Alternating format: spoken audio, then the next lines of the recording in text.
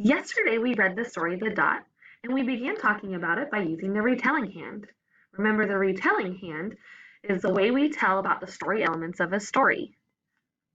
The characters, the setting, the beginning where they state the problem, the middle, and the end where they state the solution. Yesterday we worked on the characters. Today we're going to work on the setting. Let's go ahead and use our paper from yesterday and continue to write about the story.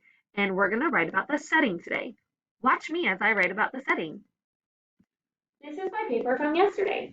I'm going to continue working on this page that I used yesterday. Yesterday we talked about the characters. Today I'm going to use the second box and I'm going to talk about the setting. I'm going to draw a square in the left corner and I'm going to put the letter S in the square for setting. The story takes place at school, so I'm going to draw a picture of Vashti at school. Remember, we're just talking about the setting, so you do not have to include the character in this box.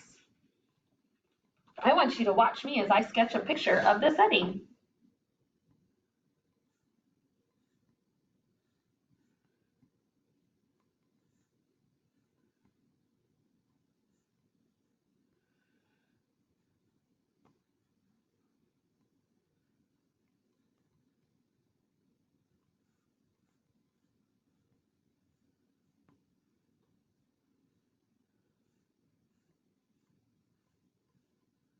Vashti's in art class, so I might draw a picture of some paper and maybe a pencil because she's learning how to draw in art class. Now I'm going to start adding some labels. This is a chair. Ch. I think that starts with a C.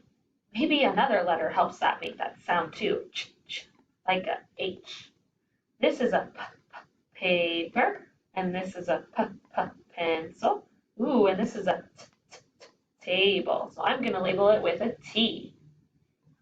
Today, we recorded the setting of our story, The Dot, using our paper from yesterday.